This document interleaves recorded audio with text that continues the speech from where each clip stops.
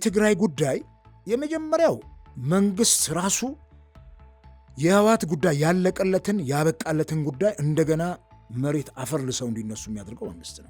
ማን ነው እንቅፋት የፈጠረው? አንዱም እንቅፋት የፈጠረው ፌደራል መንግስት ነው። እኔ የሚያስዳድረኝን መንግስት ጥላቻ ኖሮብኝ አይደለም በዚህ ደረጃ የምነግርህ። ያኔም እንደዚሁ በአቶ መለስ ጊዜ ኤርትራ መግባት ሲቻል፣ ዛሬ ስጋት የሆነውን የሻዕቢያ ቅስም መስመር ሲቻል ነው የተመለስ ነው። ዛሬ እኮ ያሉ ጀነራሎች ሚዲያ ላይ የወጡ ሲቀባጥሩም የህወሓት ሰዎች በጣም ነው የሚያሳዝነኝ። የዛ የጉዞ እቀባ እንደ ትልቅ ቢግ ዲል ተወስዶ የብልጽግና የእንትን ሰራዊትም እሪ ሲል እኔ በጣም ገረመኝ። አሁን እነ ደብረጽዮን ታገዱ፣ የአሜሪካን እቀባ ተደረገባቸው፣ ጉዞ ቪዛ ምንድን ነው ትርጉሙ? ከህሊናዬ የማይጠፉ ሁለት አስከሬኖች አሉ። ኮምቦልቻና ደሴ መሃል ላይ ያየናቸው ወርደን ሁለት የትግራይ ልጆች አስከሬን ከህሊናዬ የማይጠፉ ተወዛ። ካሳጊታማ ያለቀውን ወጣት ብዛት ሄደንም አይተናል። አፋንጭንን በእንትን ሸፍነን በጣም ጦርነት አስቀያሚ መሆኑን ካየን፣ በድሮን የተቃጠለውን መኪና ላይ ካየን በኋላ የሰው አሮስቶ እኮ አልኩ። በጦርነት ሰው ባያልቅ አታሞ ባንጎስም ጥሩ ነው። ያኔም እዚህ ካንተ ጋር አድርገናል። ከግድቡ ወደ ወደቡ እያሉ አርቲስቶቻችንም ሆ ሲሉ ነበረ። እነኛ ሆ ሲሉ ያየናቸው አርቲስቶች ግን ከፌንቴክ እንትን ዘርፈው ሲታሰሩ ነው ያየነው። ፋኖ በ6 ቀን ውስጥ እንደሚጠፋ እኔ ኢዜማ ውስጥ የሚያለው እናወራ ነበረ ነው። የኮሪደር ሮሌም በ6 ቀን ውስጥ ይጠፋል፣ በቃ ተጠብቁ፣ እንዲያውም እስከ ቅዳሜ ምናምን የሚል ነገር ሁሉ ነው። እና እኔ ያንተ ግምገማ ነበር ያለ? እኔ ግምገማ አይደለም። ማን ነው እንቅፋት የሆነው ታዲያ? እስካሁን እኮ ለሁለቱም ጥሪ ይቀርባል በተደጋጋሚ እና ማን ነው ታዲያ ድርድር እንዳይደረግ እንቅፋት እየፈጠረ ያለው? ማን ነው? ለምንድን ነው የማይደራደሩ? በቃ የመጨረሻው ትልቁ ችግራችን እኮ የተጠቅጥቅል ነው። እዚህ ውስጥ ያለው ምን ያደርጋል?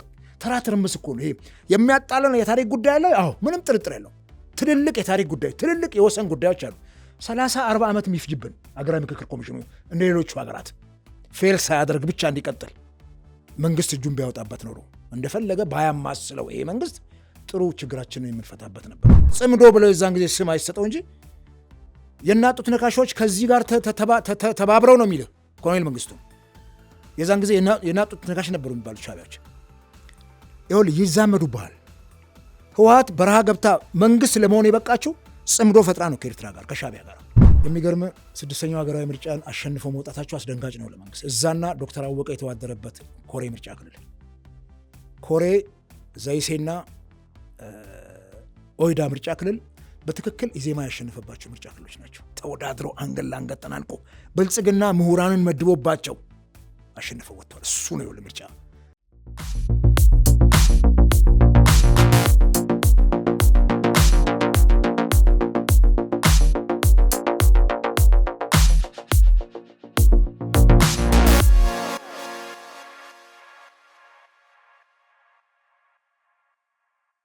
አክብሮታዊ ሰላምታችን በያላችሁበት የዓለም ዳርቻ ይድረሳችሁ። የተወደዳችሁ የአንድ አፍታ ሚዲያ ቤተሰቦች ከአንድ አፍታ ወደ እናንተ የሚደርሱ የአንድ አፍታ ወግ ዝግጅታችን ተጀምሯል። በዛሬው ዝግጅታችን ፖለቲከኛና መምህር አበበ አካሉ በድጋሚ እዚህ ስቱዲዮአችን ተከስቷል። በሰሞነኛ ወቅታዊ ጉዳዮች ላይ ሀሳቡን ያጋራናል። እናንተም እንግዲህ ውይይታችን እየተከታተላችሁ ሀሳብ አስተያየታችሁንም እየሰጣችሁን አብራችሁ እንድትቆዩ ግብዣችን ነው። አቤ እንኳን ደህና መጣ።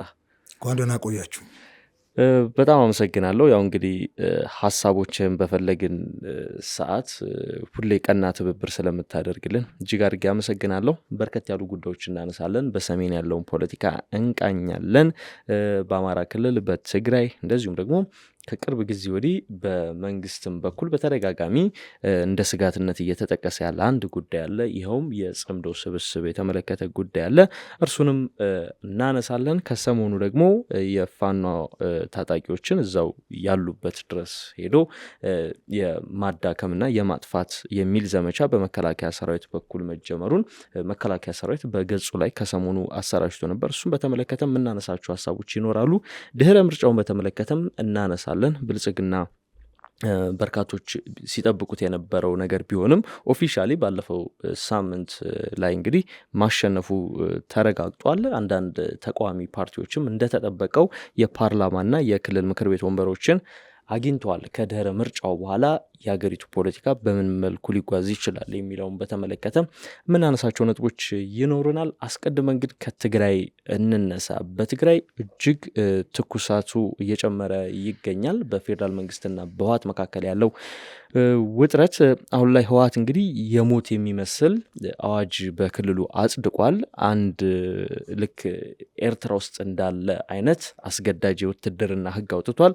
አልዘምትም የሚሉ ወጣቶችን እስከ ሞት የሚያስፈርድ ህግ፣ የአራዊት ህግ ነው እያሉት ያሉት በርካቶቹ። እንደዚህ አይነት ህግ አውጥቷል። አፈሳዎች እየተደረጉ ናቸው። በፌዴራል መንግስት በኩል ደግሞ የአየር ጥቃቶችን የመውሰድ በትግራይ አዋሳኝ አካባቢዎች ዙሪያ የጦር ሰራዊት የማከማቸት እንቅስቃሴዎች አሉ።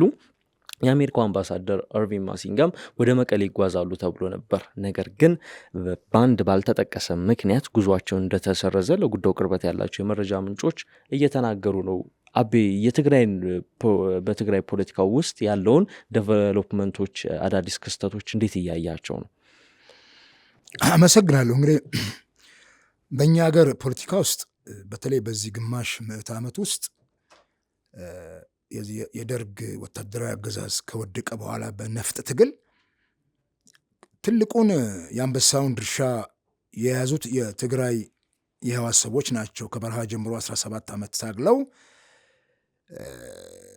ሌሎች ድጋፍ የሚሆኑ እንትኖችም ገጥሟቸው በትረ ስልጣኑን ይዘው ለ27 ዓመታት ገዝተው ነበረ። ከዛም በኋላ የተፈጠረውን ነገር እናያለን። እንግዲህ የትግራይ ቀውስ ወይም ከትግራይ የሚነሳው ቀውስ የዚች ሀገር በሽታ እንደሆነ ቀጥሏል። ነገም ሊቀጥል ይችላል። ማቆሚያ ላይኖረው ይችላል። ሌላ እንትን ካልተፈለገለት በስተቀረ ወይም ስልጣን ላይ የሚወጣው ሀገር የሚያስተዳድረው መንግስት የተለያዩ ስትራቴጂዎችን ነድፎ ችግሮቹ የሚቀረፉበትን የመጨረሻ እንትን ካላደረገ በስተቀረ የትግራይ ጉዳይ ችግር እንደሆነ ነው የሚቀጥለው። ምክንያቱም በኋላ ላይ እናነሳዋለን፣ የምዕራባውያንም ፍላጎት ስላለበት ስፔሻሊ የአሜሪካ መንግስት ከህወሓት ጋር ለህወሓት ቆዳው ስስ ነው። የሆነች ነገር ኮሽ ባለች ቁጥር አምባሳደሮቹም ዲፕሎማቶቹም ተነስተው ወደ ትግራይ ነው የሚበሩት። እያየን ነው፣ እየታዘብን ነው። ምናልባት ለእነኚህ ሰዎች የትግራይ ህዝብ ብቻ ነው ኢትዮጵያ ህዝብ፣ ሌላው አይደለም፣ ሌላ ጋር ችግር የለም፣ ሌላ ጋር ቀውስ የለም የሚለውንም በኋላ ልናሰው እንችላለን። ነገር ግን የትግራይ ጉዳይ የመጀመሪያው መንግስት ራሱ የህወሓት ጉዳይ ያለቀለትን ያበቃለትን ጉዳይ እንደገና መሬት አፈር ልሰው እንዲነሱ የሚያደርገው መንግስት ነው። ኦልሞስት በተለይ ከዚህ ከፕሪቶሪያው ስምምነት ጋር በተያያዘ እስከ ጥግ ድረስ ቢተገበር ኖሮ ያ ችግር ዛሬ ላይ እንደገና እንደዚህ ነፍስ ዘርተው ተነስተው አንሰራርተው ጭራሽ የጊዜያዊ መስተዳድሩን እንትን አስወግደው እነሱ ቦታውን ሲይዙ እዚህ ጋር ነው ትልቁ እንትን የተፈጠረው። ሜስ ተደርጓል። ይሄ ደግሞ ማን ነው እንቅፋት የፈጠረው? አንዱም እንቅፋት የፈጠረው ፌዴራል መንግስት ነው። እኔ የሚያስተዳድረኝን መንግስት ጥላቻ ኖሮብኝ አይደለም በዚህ ደረጃ የምነግርህ። ለምሳሌ የትግራይ ክልልን ጊዜያዊ አስተዳደር ሲያዋቅሩ የስምምነቱ እንዲህ ነበሩ። ከገዢው ከዚህ አሁን ካለው ከፌዴራል መንግስት ሰዎች መወከል አልነበረባቸውም እንዴ? የተውጣጣ እኮ ነው የሚለው። ቶታሊ ሁሉን ነገር እኮ ለህወሓት ሰጥቶ ነው ብልጽግና ቁጭ ያለው። የምን ቸርነት ነው? ጠቅላይ ሚኒስትሩም ተናግረዋል። አልገባንባቸውም ጣልቃ። ለምን አልገቡም? ግቡ ተብሎ እድሉ ሰጥቷቸዋል። ክልሉ ላይ ያሉ ምሁራን አሉ። ክልሉ ላይ ያሉ ተቃዋሚ ፓርቲዎች አሉ። ለምንድን ነው ከነዛ አብሮ ያልተውጣጣው? ትመልሰ አገርን ለህወሓት ትሰጣለህ? ያን ሁሉ እንትን ተጨፋጭፈን በጣም በርካታ ኢትዮጵያውያን አልቀው እንደገና መልሰ ለእነሱ መስጠት ከሆነ ለምን ተዋጋን? ለምን ተላለቅን እርስ በርስ? እዛ ጋ ነው ክፍተት የተፈጠረው። አትሊስት እዛ ማኔጅመንት ውስጥ እዛ ጊዜያዊ አስተዳደር ውስጥ ከተለያየ አቅጣጫ ከተለያየ አንግል ሀሳብ የሚያቀርቡ አካላት ቢኖሩበት ኖሮ እንደው የተሻለ እንትን ሊሆኑ የውስጥም ትግል ያስፈልጋቸዋል። ቶታሊ ሁሉም ነገር ለህወሓት ሰጠ። ምናልባት ዞር የተደረገው በወቅቱ ዶክተር ደብረጽዮን ነው፣ አቶ ጌታቸው ነው የሆነው በዛ ሰዓት ላይ። ልባር ጊዜያዊ አስተዳደሩን ከፕሪቶሪያ ስምምነት በፊትም በነበረው እንትን ራሱ መንግስት ያቋቋማቸው ነበር እነ ዶክተር ሙሉ ነጋ። ከዛ በኋላ ደግሞ ማን ነው ስሙ ዶክተር ሙሉ ነጋ በኋላ አታህልቲ መሰሉ አይደለ? ከንቲባ ነበር አታህልቲ። የዛን ጊዜ እንዲያውም ይሻል ነበር፣ ዝንጉርጉር ነበር። የሚገርም ከተለያዩ ፓርቲዎች ሰዎችን ወስዶ አሳይን አድርገዋል። በደንብ ነው የማውቀው። የተወሰኑ የምሁራንና ግለሰቦችም እዛ ጊዜያዊ መንግስት ውስጥ ነበሩበት። የጌታቸው ላይ ማለት ነው። የጌታቸው የመጀመሪያዎቹ ወቅቶች ላይ ዥንጉርጉር ነበር፣ የተሻለም ነበር የህወሓት የበላይነት። አዎ አሁን ግን ሙሉ ለሙሉ እኮ ነው ሙሉ ለሙሉ መጨረሻ ላይ በእነሱም ፍቃድ ጅምር ጀነራል ታደሰ የክልሉ ጊዜያዊ ርዕሰ መስተዳድሩን ሲሾምም እነሱም እኮ አሉበት ሀሳቡን ግራጁዋሊ አዩና ኦልሞስት ያልተነገረ መፈንቅለ ክልላዊ መንግስት ነው የሚመስለው የተደረገው ነገርና ይሄን ፌዴራል መንግስቱ ያውቀዋል። ስለዚህ እዛ ውስጥ ይሄን ያክል ፕራዮሪቲ ለነሱ መስጠቱ ህወሓትን የልብ ልብ ሰጥቷት ዛሬ ትልቅ የትርምስ መድረክ ሆና ዛሬ እንዲያውም ጭራሽ አንገት አንቃ ወጣቶችን እየወሰደች ጦር ሜዳ ላይ ትማግዳለች። የትላንቱ አልበቃ ብሎ ያ ሁሉ የተጨፈጨፈ ወጣት በሰሜኑ ጦርነት ጊዜ ሄደን ያየነው በአይናችን አይነት እልቂት እንደገና እንዲደገም የሚደረገው እንቅስቃሴ በጣም አደገኝ። ለዚህ የእኛም መንግስት የራሱን ጥፋት ማመን አለበት። ያ ቡድን ምን ያክል አገር አታራማሽ ቡድን እንደሆነ ይታወቃል። ከመጀመሪያም የታገል ነው በዚያን ዘመን ይሄን ቡድን ስለሆነና በዚህ መልኩ ነው በተለይ የትጥቅ ማስፈታት ጉዳይ ላይ የተፈጠረውን ክፍተት ታውቃለህ። ኢትዮጵያ ቴሌቪዥን ላይ እኮ በቃ አስረክበዋል እየተባለ ይነገር ነበር።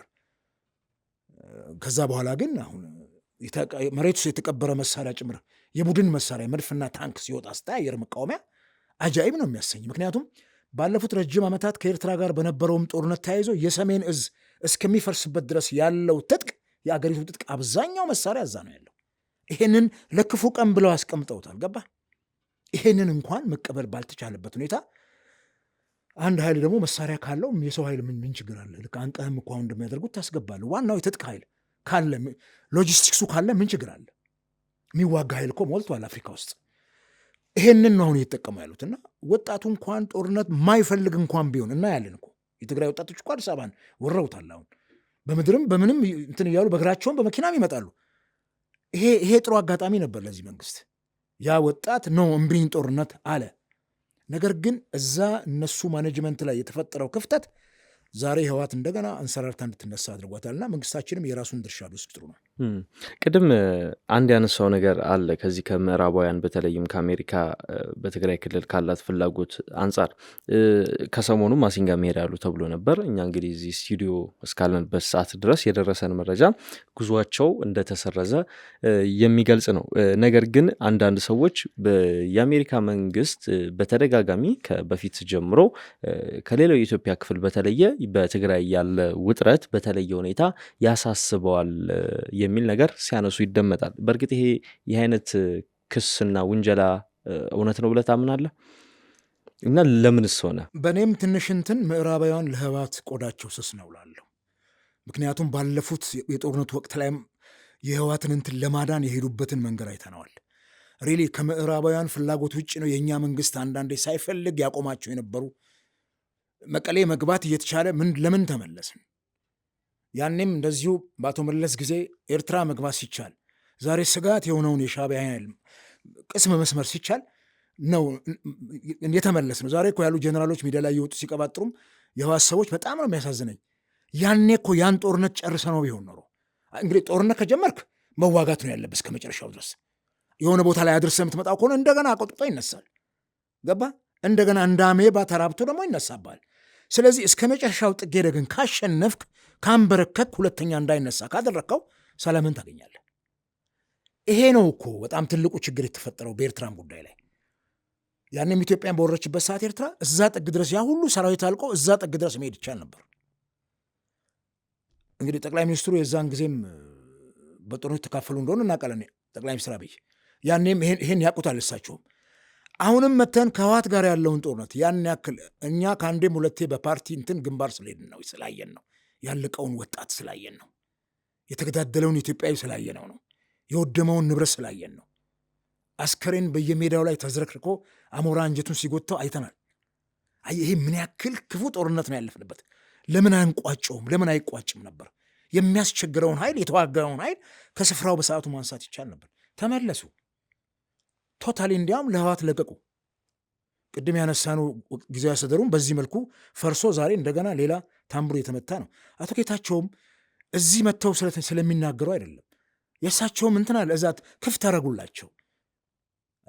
ጠንክረው እዛ ያለውን ኃይል ይዘው የእሳቸውንም ኃይል መቀጠል ነበረባቸው። ሁሉም ሰው ለራሱ ህይወት የሚሰጋ ከሆነ እኮ የሌላው ህይወት አይደለም እንዴ? አቶ ጌታቸው ለህይወታቸው የሚያሰጋ ነገር ሊኖር ይችላል። እዛ ሌላውስ የድሃ ልጅ እመራዋለሁ ያልከውስ ህዝብ ህይወት አይደለም? የእሱ ግድ አይልህም? ያን ህዝብ ለስቃይና ለሰቆቃ ጥለህ ትመጣለህ? በእርግጥ ማንም ከህዝብ ጋር የሚሞት መሪም አታገኝም በየትኛውም ዘመን ላይ። ከዚህ አንጻር ምዕራባውያን በጣም የስስ ቆዳ ነው ያለ። እኔ በጣም ሁልጊዜ ቅር ይለኛል እንደ ተራ ፖለቲከኛ። እንደው ግን ካለው እዛ አካባቢ ካለው የፖለቲካ ሁኔታ ጋር አይመስልህም? ምክንያቱም አሁን በሱዳን ያለው ጉዳይ አለ፣ በኤርትራ ያለው ጉዳይ አለ እና ከዛ ጋር ተያይዞ እዛ አካባቢ የሚከሰት ነገር ለአፍሪካ ቀንድ በራሱ ትልቅ ስጋት የሚፈጥር ጉዳይ ነው። ህወሓትን ደግሞ ቢያንስ ከዚህ በፊት መንግስት የነበረና የሆነ አካል ነውና ዝም ብሎ ተንቆ ሊተው የሚችልም ኃይል አይደለም እና ከዛ አንጻር ለቀጠናውም ስጋት ከመሆኑ አንጻር አይመስልህም? እሱ ምንም ጥርጥር የለውም። ሁልጊዜ ምዕራባውያን ስፔሻሊ አሜሪካን፣ አሁን ከአሜሪካን ውጭ ያሉ አረቦቹ እነ ሳውዲ እነ ዩኤኢ ምስራቅ አፍሪካ ቀንድ ላይ ስፔሻሊ ከቀይ ባህር ጋር ተያይዞ ያለውን የፖለቲካ ፍላጎት ላይ የራሳቸውን ተጽዕኖ ማሳደር ይፈልጋሉ፣ መጫን ይፈልጋሉ። በእነሱ አይነ ቁራኛ ውስጥ እንዲሆን ያል በተለይ ደግሞ አሜሪካን ቀይ ባህር አሁን በጣም ትልቅ ስትራቴጂ ቦታ ነው። ሆርሙዝን አይተሃል እንዴት ዓለምን የኢራን ጉዳይ እንዳተራመሰና አሜሪካ እንዴት ሆና እንደታጠፈች። አሁን ከዛ ኤሪያ ቀጥሎ ደግሞ ቀይ ባህር ላይ ያለው ፖለቲካ ቀላል አይደለም። እነ ባብል መንደብ ባለፈው ከአንተ ጋር አንስተናቸዋል። እነኚህ ቦታዎች በጣም ክሪቲካል ጉዳዮች ናቸውና የጦር መሳሪያ ክምችታቸውም የጦር ቤዛቸውም በከፍተኛ ደረጃ ቀይ ባህር ላይ አለ። ስለዚህ እዛ ቦታ ላይ ያለው ትኩሳት እነሱንም ስለሚሰማቸው የግድ ትኩረት ያደርጋሉ። በተለይ ከኤርትራ ጋር በተያያዘ ኤርትራ አሁን ያለችበት ሁኔታ ይታወቃል። ዲሞክራት መንግስት አይደለም ያለው፣ የለየለት አምባገነን መንግስት ነው ያለው። 30 ምናምን ዓመት ሙሉ በአንድ ሰው ነው የምትተዳደረው። ምንም አይነት ምርጫ ምንም አይነት እንደዚህ እንደኛ ሀገር እንኳን ወለፈንድ የሆነ እንኳን ምርጫ ቢሆን የለም። እሱም ቢሆን አይደረግም፣ እዛ አይታሰብም የፓርቲን ፖለቲካ እና ኦልሞስት ከንጉስ ባላነሰ ነው የሚገዙትና ይሄ ሲታይ ታፍኗል ህዝቡ። ኤርትራ አገሩ ሞቷል፣ ደህይቷል። አስመራ ጥንት በአፄ ኃይለ ሥላሴ ጊዜ የተገነባች ናት። አሁንም ያለችው ለውጥ የለባትም። እንዲያውም ደርግ ትንሽ የተሻለ ነገር ለመፍጠር ሞክሮ ነበር እና እነሱም ወድመዋል አሁን። ከዚህ አንጻር የኤርትራን የፖለቲካ እንትን ለመያዝ የትግራይ አስፈላጊነት ምንም ጥርጥር የለውም። ለእኛ ደግሞ የበለጠ አስፈላጊ ነው። ከምዕራባውያን ይልቅ የትግራይን ጉዳይ ከቀንዱ ጋር ያለውን ከኤርትራ ማጎራባታችነት የተነሳ የተሻለ ነው። ለእኛም ጥሩ አድቫንቴጅ አለው እና የትግራይ ህዝብ ከኤርትራ ጋር በቋንቋ በባህል በብዙ ነገር የሚግባባ ህዝብ ነው። በብዙ ነገሩ ተመሳሳይ የሆነ ህዝብ ነው። ምክንያቱም የኢትዮጵያ አካል ስለነበረች ኤርትራ። ከዚህ አንጻር ምዕራባውያን የራሳቸው ልክ ነው፣ ከራሳቸው ኢንተረስት ውጭማ አይባዝኑም። ምንም ጥርጥር ምን አታገላቸው? እዛም ወጥ የሚጥሉት ለምን ኢራን ገቡ? ለምን ኢራቅ ገቡ? ለራሳቸው ኢንተረስት ሲሉ ነው የሚያተራምሱት አረቡን ሀገርና ልክ ነህ። ከዚህ ጋር ተያይዞ የራሳቸው ፍላጎት አላቸው። ቢሆንም ግን ሌላው ጋር ያለው ትኩሳትስ ጣትህን እኮ አውራ ጣትህን ቢያምህ ሁለመናህን ያማል አይደል? መላው አካላትህን ነው የሚያምህ። አንድ ቦታ ያመመህ ህመም እሾክ ቢወጋ ሁሉንም ነገርን ነው የሚያምህ። እንዲህ ለምን አይታይም? አማራ ክልል ላይ ያለው ቀውስ፣ ኦሮሚያ ክልል ላይ ያለው ቀውስ እኮ የዚች ሀገር ህመም ነው፣ የትግራይ ህመም ሊሆን ይገባል። ይሄን ማድረግ ደግሞ ያለበት ፌዴራል መንግስት በአግባቡ አገር መርቶ የውጮችም አካላት ጥሩ ዲፕሎማሲ ስራ ሰርቶ ለምን እዛ ብቻ የእነሱ ኢንተረስት ቢሆኑም እንደው አልበዛም? ሽር ጉዱ ወደዛ በዛ በጣም እኮ ዲፕሎማቶች ይመጣሉ። ያኔ እኮ የጦርነቱ ጊዜ እኮ ቀጥታ ከቦሌ የተነስተው እኮ ወደ ትግራይ ሄዱ ነበር፣ ማንንም ሳይጠይቁ። የአውሮፓ ህብረት እንደፈለጉት የሚመላለሱት። እዚህ እኮ የውጭ ጉዳይ ሚኒስትርን አያውቁትም እኮ የንግድን መስሪያ ቤት። በዚህ መልኩ ለምን ክፍት እናደርጋለን? ሪሊ ምዕራባውያን የእኛ ዘመድ ሆነው ነው እዚች አገር በኤርትራ መገንጠል ላይ የእነሱ እጅ አልነበረበትም እንዴ? ነበረበት። የእኛን የውስጡን ችግር ብቻ አይደለም የምናወራው፣ ምዕራባውያንም እጃቸው ነበረበት። ስለዚህ የአሜሪካን ዲፕሎማቶች ወደዛ የሚያደርጉት እንቅስቃሴ ሲምፕሊ በቀደም የዚህ አፍሪካ ህብረት እንትንም ሄደው ነበር አይደለ? ኦባሳንጆ ያው ቲንክ በምርኩዝም ቢሆን እንትን ብለው የሽምግልና ስራ እየሰሩ ነው። ጥሩ ነው። እኔ በሽምግልና በጣም አምናለሁ። በድርድር በውይይት በጣም ነው የማምነው። እና ኦባሳንጆ ራሳቸው ናቸው ያደራደሩት በሰብሳቢነት የፕሪቶሪያን ስምምነት። የእኛ መንግስት ደግሞ ህወሓትን በምርጫ ቦርድ ታግዶ ከፓርቲ ገጽ ላይ የተሰረዘች ፓርላማውም ይሄን የወሰነ እንደገና ተነስቶ ኦባሳንጆም ለህወሓት እውቅና ሰጥቶ፣ ይሄ ማለት የኢትዮጵያን ህዝብ ወይም የኢትዮጵያ መንግስት ውሳኔ ሽረው ማለት ነው። ሽረው ወይም ወደ ጎን ገፍተውት ሄደው እውቅና ይሰጡ እናያለን። አሁንም እንግዲህ ከኤርቪንግ ማሲንጋ ጋርም የተያያዘው ይሄ ነው። አየህ፣ ይሄ ሲሆን ነው የሚያስቸግረን። ይሄንን ለይተን ፖለቲካውን እንትን እንዳትል ቅድም እንዳልነው ነው። የፈለገ ነገር እንኳን አሜሪካኖች የትኛውም አገር የራሱን ኢንተረስት ነው የሚያስቀድመው። የትኛውም እዚህ እንኳን በቅርቡ በሁለት እግር ቆመው በፖለቲካችን ውስጥ ጣልቃ የሚገቡ የአረብ ሀገሮችም ጭምር እኮ የራሳቸውን ፍላጎት ነው የሚያስቀድሙት። የአንተን ጉዳይ አይደለም፣ የእነሱን ፍላጎት ነው የሚያስቡትና ከዚህ አንጻር እንግዲህ ኤርቪንግ ማሲንጋም ሄደው የሚያደርጉት ነገር ምንድን ነው? ለምንድን ነው ሶስተኛ ወገን ያውን ባዕድ ኢትዮጵያዊ ያልሆነ አካል ገብቶ በዚህ ደረጃ የእኛን ልዩነት ለማጥበብ ምንድን ነው ትግል የሚያስፈልገው? ሪሊ እኛ የካበተ ልምድ በሀገር ውስጥ የምንሸፍናቸው የሽምግልና ስርዓቶች፣ ግጭት አፈታት ዘዴ የለንም ወይ? ለምን በእነኚህ አካባቢዎች ኢንተረስት ያላቸውን አካላት ለምን ከነሱ እንጠብቃለን? ለምን ከነ ኤርቪንግ ማሲንጋ እኛ እኮ አልቻልንም። ስለዚህ ሌላ ኤክስተርናል ኃይል መጥቶ በማዕቀብ እየጣለም ቢሆን እያስጠነቀቀም ቢሆን የተለያዩ ዘዴዎችን በመጠቀም ግጭት እንዳይቀሰቀስ ማድረጉ እንደ በጎ ሊታይ አይችልም? አቤ እሱማ ቅድም አነሳ ነው። ከራሳቸው ኢንተረስት አንጻር ኢትዮጵያ መረጋጋት እንዳለባት ያምናሉ እነሱ። የኢትዮጵያ ለመረጋጋት የቀንዱም ችግር ነው፣ ምንም ጥርጥር የለውም። ነገር ግን ከነሱ ይልቅ እኛ አገራችንን ብንወድ ኖር፣ እነሱ እኮ አገራቸውን ስለወደዱ ነው በየትኛውም አገር የውስጥ ጉዳይ ላይ ጣልቃ የሚገቡት።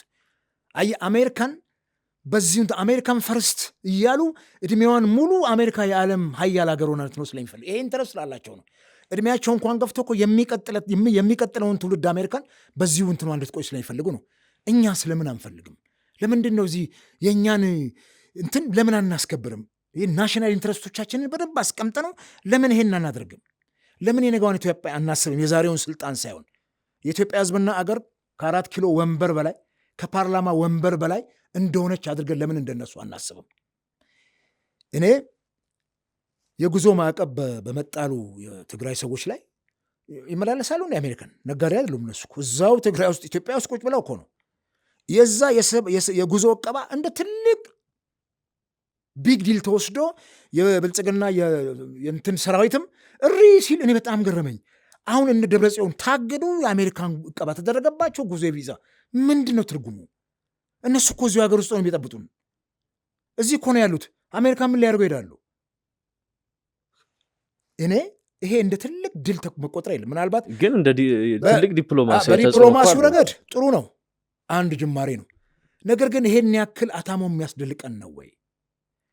የዚህ የጉዞ እቀባው ወደ ሌላ እቀባ የሚሻገር ከሆነ ወይል ምናልባት ከዚህ በኋላ ሄዶ በአሸባሪነት የሚያስፈርጅ ምናምን ሂደቱን ጠብቆ ይመጣ ከሆነ ወይል ዓለም አቀፍ ተጽዕኖም ይጨምራል።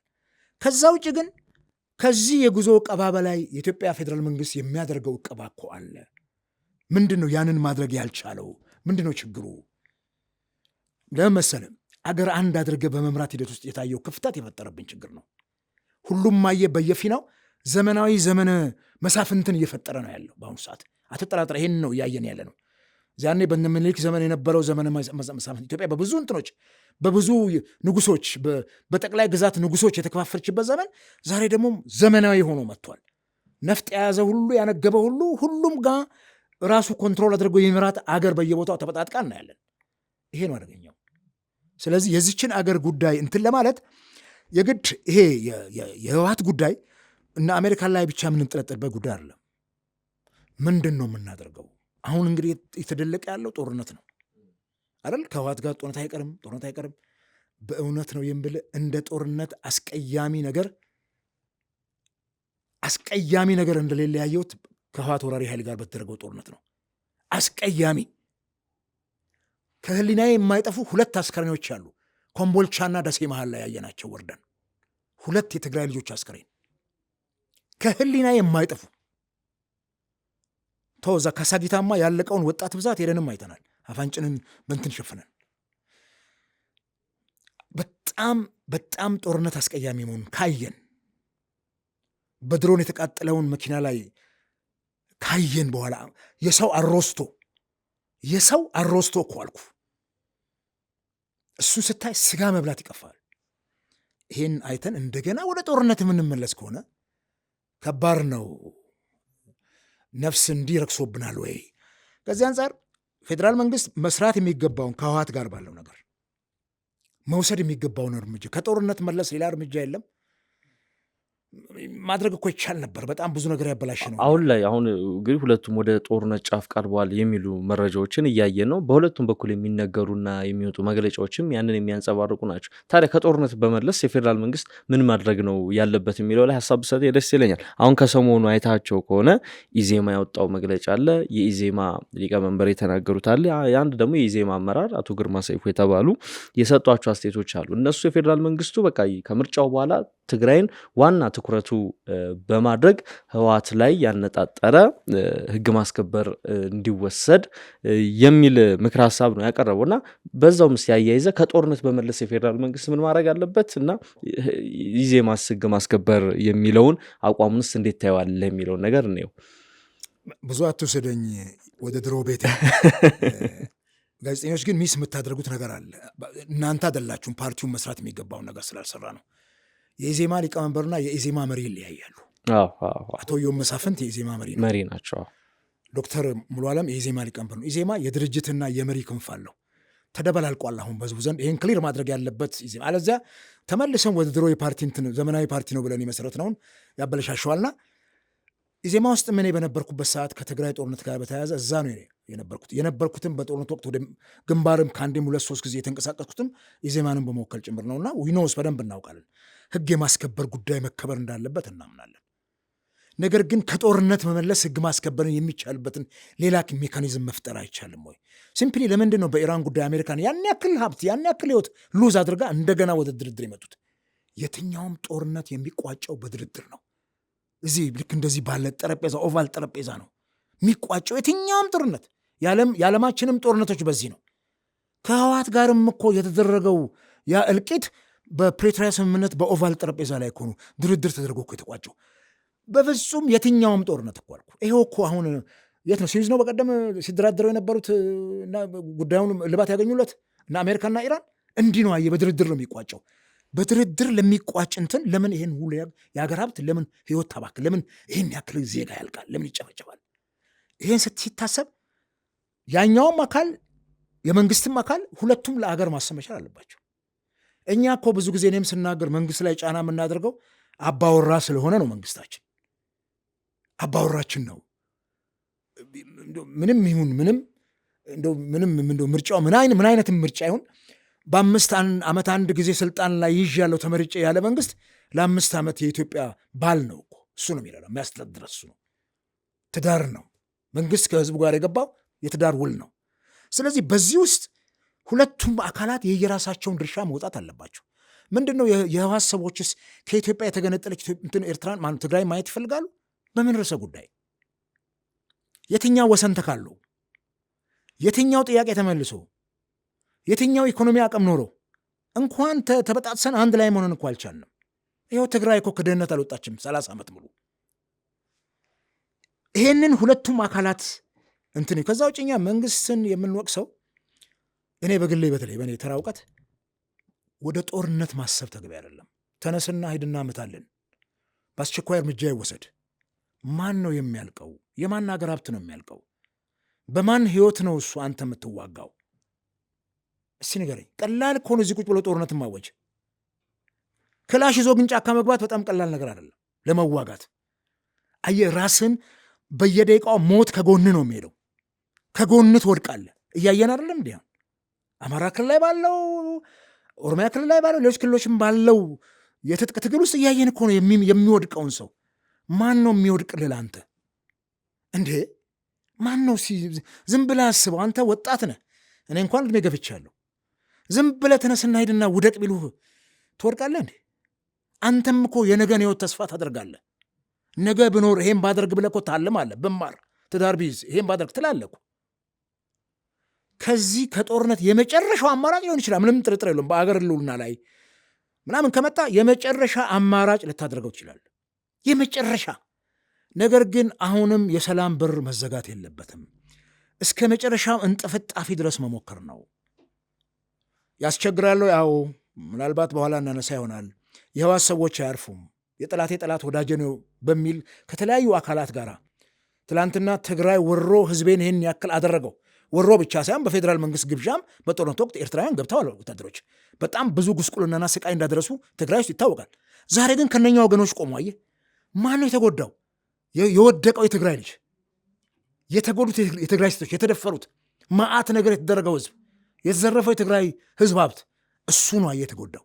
እነሱ ተገናኝተው እንደገና ደግሞ ለመጣመር ለመወዳጀት ሲበቁ ስታይ ምን ያክል ወረት በበዛበት ፖለቲካ ውስጥ እንደምንመራ ታያለህ። ያንን ቶታሊ እንረሳውና ስለዚህ ለዚህ ነው መንግስት ላይ ተጽዕኖ ምን የመጨረሻውን የሰላም እንጥፍጣፊ በጦርነት ሰው ባያልቅ አታሞ ባንጎስም ጥሩ ነው። ያኔም እዚህ ከአንተ ጋር አድርገናል። ከግድቡ ወደ ወደቡ እያሉ አርቲስቶቻችንም ሆ ሲሉ ነበረ። እነኛ ሆ ሲሉ ያየናቸው አርቲስቶች ግን ከፌንቴክ እንትን ዘርፈው ሲታሰሩ ነው ያየ ነው። ጦር ሜዳ ሲሄዱ አይደለም ያየ ነው ወንድሜ። እዚሁ አልበቃ ብሏቸው አልጠግባይ ሲተፋ ያድራል እንደሚባለው ያላቸው ሀብት አልበቃ ብለው በዚህ ደረጃ የሀገር ሀብትን ከጦርነት ባልተናነስ ሲጎሩ አይተናልና ከዚህ አንጻር ይሄ ቢታይ ነው እንጂ የመጨረሻ አማራጭማ ሊሆን የሚችለው ህልውና ላይ ከመጣ ሀገር ላይ የግድ ነው። የዛን ጊዜ ሁላችንም ሆ ብለን የምንነሳበት ዘመን ይመጣል። እዛው ወደ ሰሜኑ አካባቢ ነው አሁንም የምንቆየው። በዚህ ሳምንትና ሰሞነኛ ጉዳዮችን እየዳሰስን የምንገኘው የአማራ ክልልን ሁኔታ እንይ። እንግዲህ ከምርጫው መጠናቀቅ በኋላም እንግዲህ በክልሉ ያለው ወታደራዊ ግጭት የሚበርድ አይደለም። በበርካታ አካባቢዎች ላይ እንግዲህ የተኩስ ልውጦች፣ ጥቃቶች፣ ውጊያዎች እንዳሉ እንግዲህ ከሚወጡ ሪፖርቶች ያሳያሉ። የመከላከያ ሰራዊቱ በዚህ ሳምንት እንግዲህ ያሰራጫቸው መረጃዎች አሉ። ከ230 በላይ የሚሆኑ የፋኖ ታጣቂዎችን በደቡብ ጎንደርና ጎጃም ብቻ ደምስሻለሁ ብሏል። ለ7 ቀናት የአማጺዎቹ መንግስት ጽንፈኛ ቡድን የሚላቸው ያሉበት ድረስ በመሄድ ያሉበት ጥሻ ድረስ በመሄድ እርምጃ እየወሰድኩባቸው ነው፣ ለ7 ቀን የሚቆይ ዘመቻም እያደረግኩ ነው የሚል ነገር አንስቷል። በእርግጥም ይሄ ዘመቻ ታጣቂዎቹን ማዳከም የሚችል ወይንም ደግሞ ማጥፋት የሚችል ነው ብለህ ታምናለህ አቤ? ፋኖ በ6 ቀን ውስጥ እንደሚጠፋ እኔ ኢዜማ ውስጥ እያለው እናወራ ነበረ ነው ወይ የኮሪደር ሮሌም በ6 ቀን ውስጥ ይጠፋል፣ በቃ ጠብቁ፣ እንዲያውም እስከ ቅዳሜ ምናምን የሚል ነገር ሁሉ ነው። እና እኔ ያንተ ግምገማ ነበር? እኔ ግምገማ አይደለም። እንዴት ነው አንተ አንድ ተራ አገር ያስቸገረ ሽፍታ እንኳን እኮ እንዲህ በ6 ቀን አይጠፋም በፍጹም። አንድ ሽፍታ እኮ ነው የምልህ፣ አንድ ሽፍታ ኢህአዴግ የገባ ወቅት ላይ አንድ ሽፍታ ነበር በዚህ በአገረ ማርያም በቡሌ ሆራ መስመር ላይ ስሙ ጠፋብኝ፣ ረጅም ጊዜ ስለቆየ 2-3 ዓመት አገር ያስቸገረ ሽፍታ ነው። በኋላ የኢህአዴግ ሰራዊት ነው ከቦ የገደለው። እሱ ከቦ ገሎት፣ ቀብሩ ላይ ግን የእሱ ጀግንነት ነው የተወራው። ሽፍታ ከሆኑ አገር ሴቶች በዚህ ደረጃ አንድ ሽፍታ እንኳን 2-3 ዓመት ይዋጋል ጫካ ይዞ ስትራቴጂክ ቦታ ስለያዘ። እኔ በዚህ ቀን ውስጥ አሁን የ7 ቀን ዘመቻ ደስ ይለናል። በ7 ቀን ውስጥ የፋኖን ኃይል ደምሰው ኢትዮጵያ ነጻ አውጥቶ አገር ሰላም ከሆነች በል ጥሩ ነው። እንደው ለማጥፋት ሳይሆን ለማዳከም ያለመ ይመስላል ከመግለጫዎቹ። ስታዳክመውም እኮ ያው ተነስቶ ያንሰራራል እኮ ምን ችግር አለ ብላል። በ7 ቀን ውስጥ ይሄ ሁሉ በ3 ዓመት የተደራጀ ስር ሰዶ በጣም ሰፊ የአማራ ኤሪያን ያካልልን ያን የታጠቀ ኃይል እንዴት አድርገህ 3 ዓመት ሞክረህ በብዙ ውስብስብ ውስጥ ያለን ነገር በ7 ቀን ውስጥ ቀኑ ባይገደብ ጦርነት መደረግ ያለበት ከሆነ ጦርነቱን ማድረግ ልክ በዛው መጠን እኮ የፋኖ ኃይሎችም ይሄን ያክል ሰራዊት ማረክን፣ ይሄን ያክል ገደልን፣ ይሄን ያክል መሳሪያ ይነግሩናል እኮ። እንደው ይሄን ማረክን፣ ይሄን ተገዳደልን እያለ ነው ታሪካችን መቀጠል ያለበት። ቅድም አልኩ የ7 ቀን ጦርነት ከሚታወጅ የ7 ቀን ጾም ጸሎት ሁሉም እንደየእምነቱ ታውጆ ጠረጴዛ ላይ ቁጭ እንድንል ሁለቱም ወገኖች የታጠቀውም ኃይል ስለ አገር ስለ ሕዝብ አስበው ስለሚያልቀው ትውልድ ስለሚያልቀው የአገር ሀብት አስበው የፋኖ ኃይሎችም የኦላ ኃይሎችም መንግስትም አገር እያስተዳደረ ወደ ድህነት አዘቀዝ መቀመቅ ውስጥ የምትገባ አገር መምራት አይፈልግም። የታሪክ ተወቃሽ መሆን የለበትም። ሁለቱም አካላት በመካከላቸው ያለውን ችግር ለመፍታት ወደ ጠረጴዛ ማምጣት ነው። ይሄን ማድረግ ካልተቻለ ግን ጦርነት ብቻ በማወጅ በጦርነት በጦር መሳሪያ ብቻ ችግሩን እንፈታለን። ይሄ የ7 ቀኑ 7 ዓመት ይረዝምና ቀስ እያለ የመንግስትንም አቅም እያዳከመው ይመጣል። ብዙ መንግስታት በአማጺ ኃይል እኮ የሚሸነፉት ከጊዜ ከዓመታት ቆጠራ ምንድን ነው ህወሓት እኮ 5 ሰዎች ሆነው ጫካ የገቡት 7 11 ሰዎች ሆነው የገቡት እኮ ከዛ አይደለም እንደ አድገው ተራብተው አድገው ሌላውንም አካል ይዘው ገባ። ከዛ በኋላ ከዛ ከመሸጉበት ወጡ ከመጀመሪያው በረሃ። ከዛ ኤርትራን ትግራይን ተቋጠሩ። የኤርትራ ኃይል በጎን አለ። ትጨምራለህ ጠላቴ ነው የምትለውን አካል ስትወጋ ይሄ ልክ ትሪቢተሪስ የሉም የወንዝ ገባር ወንዞች አባይ ኢትዮጵያን አልፎ ሲሄድ ማአት ገባር ወንዞችን እኮ ወስዶ ነው አይደል?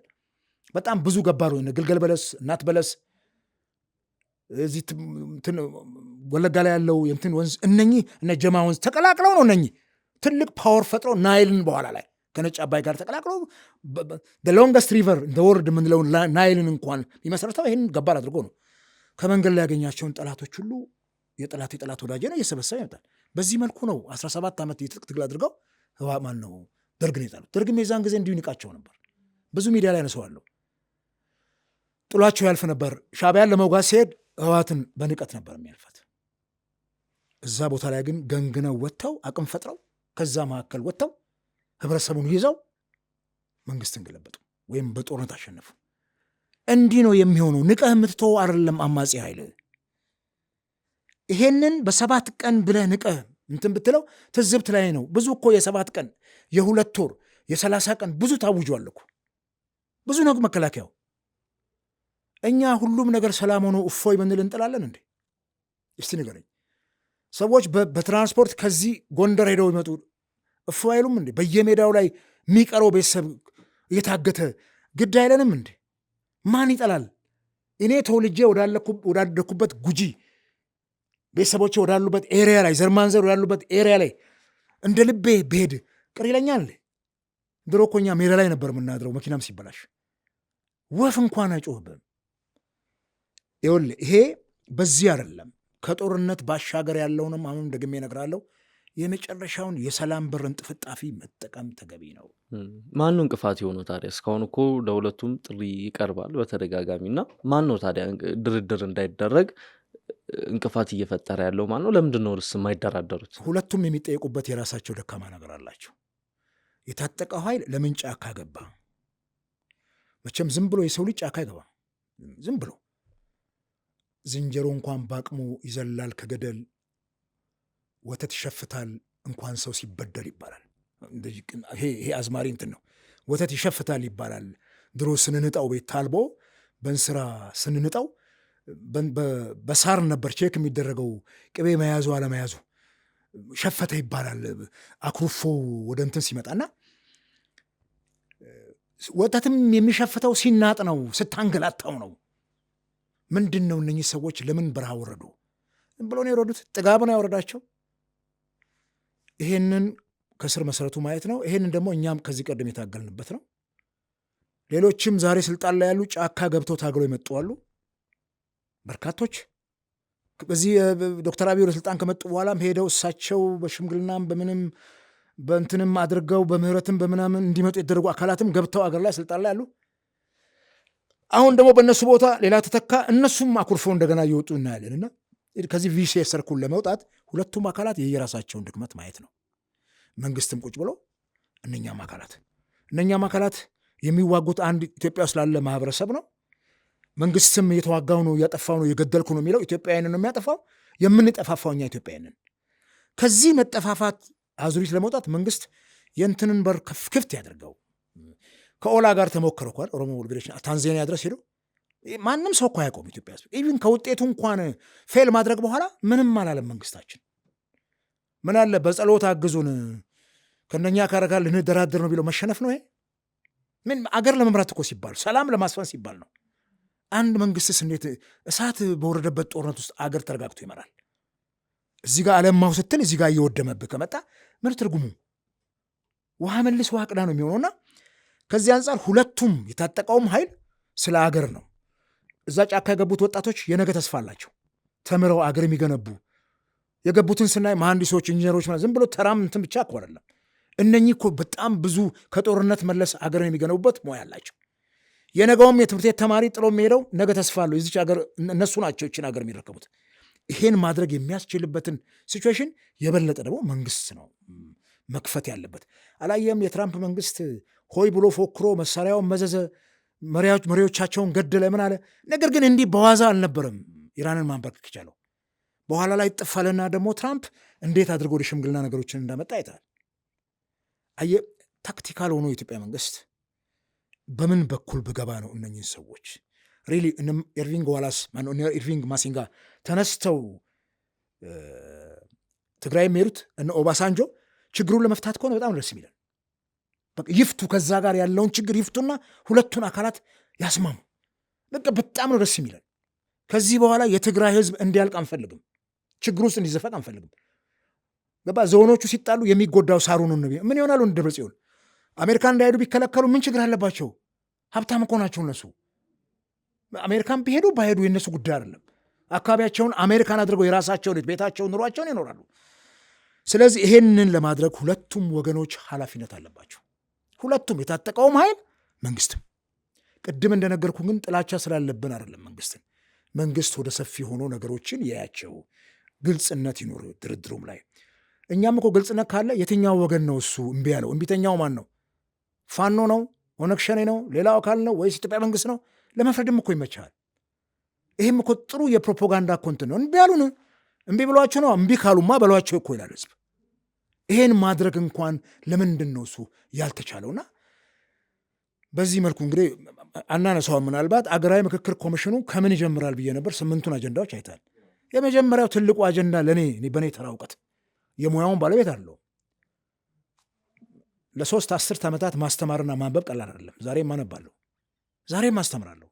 የሚገርም ነገር ገና ምርኩዝ አልያዝኩም። እንዲያውም አንዳንድ ጊዜ እንደ ጎረምሳ ያደርገኛል። የሚገርም ምልሌ ነው። ምንድን ነው እሱ? ይሄን ችግር መፍታት ያልቻለ ምንድን ነው? ለምን ማየት እንችላለን እኮ እያንዳንዱ ነገርና እኔ ይሄ ጉዳይ አሁንም በማስታረቅ ስራ በተለይ ሀገራዊ ምክክር ኮሚሽኑ የመጀመሪያውን አጀንዳ ከትጥቅ ትግሉ ቢጀምር ከነሱ ጋር በቃ የመጨረሻው ትልቁ ችግራችን እኮ የትጥቅ ትግል ነው። እዚህ ውስጥ ያለው ምን ያደርጋል? ተራ ትርምስ እኮ ነው። ይሄ የሚያጣለን የታሪክ ጉዳይ ላይ ምንም ጥርጥር የለው። ትልልቅ የታሪክ ጉዳይ፣ ትልልቅ የወሰን ጉዳዮች አሉ። 30-40 ዓመት የሚፍጅብን ሀገራዊ ምክክር ኮሚሽኑ እንደ ሌሎቹ ሀገራት ፌል ሳያደርግ ብቻ እንዲቀጥል መንግስት እጁን ቢያወጣበት ኖሮ እንደፈለገ ባያማስለው ይሄ መንግስት ጥሩ ችግራችንን የምንፈታበት ነበር የሚሆነውና ሀገራዊ ምክክር ኮሚሽኑ ኮሚሽነሮቹ ከታጠቀው ኃይል ጋር ገፍተው ችግሩን ለመፍታት ቢሞክሩ የኢትዮጵያ 50% ችግሮቹ አይቀርፋሉ። ከዛ በኋላ ያለውን የትርክት ችግር ቀስ እያልን በሂደት ህዝብ እያቀራረብን እንፈታቸዋለን። አየህ እንጂ አሁን ዋናውን ችግር ጥለው መተህ እዚህ ድሮ እንክልካይ ይባላል። እናቶቻችን እንጨት ይፈልጡና ዋናው እንጨት ለማገዶ ሲያልቅባቸው እንክልካይ ልቀሙ እንባላለን። አረቄ ሲወጡ ይፈልጣሉ፣ እንጀራ ሲጋግሩ ይፈልጣሉ። ከዛ እንክልካይ ልቀሙ ልጆች እንባልና ወተን እንጎቻ እንዲጋገርን እንክልካይ ልቅመን። እንክልካይ ማለት ከትልልቁ እንጨት ላይ እየተሸራረፈች የምትቀረውን እሷን እንለቅማለን። እንክልካይ ጉዳይ ላይ ነው ወይ የምትሄደው? ዋናው ፍልጥ እያለ እሱን ፍልጥ መጀመሪያ ካዳንከምኩ ወይም እሱን ከጠቀምኩ በኋላ ችግር የለም፣ እንክልካይ መልቀም ትችላለህ። በጣም ጥሩ። መጨረሻ ላይ የገለጽከው አገላለጽ በጣም ጥሩ ያለንበት ሁኔታም የሚገልጽ ይመስለኛል። እንደው ከዚህ ከጸጥታ ጉዳዮችና ጋር በተያያዘ የመጨረሻ ጉዳይ ላድርገውና ወደ ሌላኛው አጀንዳችን እናመራለን። ከዚሁ ጋር ተያይዞ የአማራና ኦሮሚያ ክልልን ጉዳይ ጠቅለል ስናደርገው እዛ በሰሜን ኢትዮጵያ አንድ አዲስ የኃይል ስብጥር ወይም ጥምረት እየተፈጠረ ነው ይባላል። አንዳንዶች ደግሞ ወታደራዊ ካውንስል አማጺዎች በጋራ በመሆን ፈጥሯል ይባላል። ጽምዶ ይሰኛል። መንግስትን በተደጋጋሚ ይሄ ኃይል ጸረ ኢትዮጵያ፣ ጸረ የኢትዮጵያ ሉዓላዊ የሆነ ስብስብ ነው፣ አላማውም ኢትዮጵያን ከባህር በር ማስቀረት ነው የሚል ነገር ያነሳሉ። ፊልድ ማርሻሉ እንደውም ከ1960ዎቹ ትውልድ ጋር በማነጻጸር ነው ያስቀመጡትና እነዚህ ኃይሎች ጽምዶ ፈጥረዋል ይባላል። እንደነ ፋኖ፣ ኦላ፣ የቤኒሻንጉል የአፋር ታጣቂዎች፣ ከጀርባ ደግሞ እንደነ ሻዕቢያና የሱዳን አልቡርሃን ኃይሎች አሉ። ምናልባትም ካይሮም ልትኖር እንደምትችል የሚናገሩ አሉና ስለ ጽምዶ እንደምታስቡ አቤ? እኔ ያው ቃሉ አይ ቲንክ ሰው የግዕዝ ቃል ይመስለኛልና ማጣመር ነው። እርሻ ሲያርሱ መቀናጆ ይባላል። አንዱ አርሶ አደር በሬ ከአንዱ አርሶ አደር በሬ፣ 2 በሬ ከሌለው መቀናጆ ተብሎ የእሱ አንድ ቀን ይዛኛውና እንዲህ ታጣምዳለህ። አንድ በሬ ብቻውን ጎቶ ስለማያርስ 2 መሆን አለባቸው በቀንበር ለመጎተትና 2 አድርጋቸዋለህ። እንግዲህ ጽምዶ በጣም ትልቅ ስጋት እንደሆነ ሲገለጽ ስማለው። እንግዲህ ምን ያክል ተጣመሩ የሚለውን ነገር የኛ የወታደራዊ ክንፉም ደህንነት የብሔራዊ ደህንነቱም ጭምር ነው ሞር የሚያውቁት ከኛ ይልቅ። እኛ ተራ ሰዎች ነን፣ እነሱ የሚነግሩን ነው የምንሰማው። ይሄን ያክል ተጻምደው የአገር ስጋት የሚሆኑ ከሆነ ይሄም በደንብ አጥንቶ ለህዝብ ግልጽ ማድረግ ነው። ማን ከማን ተጻመደ? ይሄ ደግሞ ኤታማዦር ሹሙ እንዳሉት ብቻ አይደለም።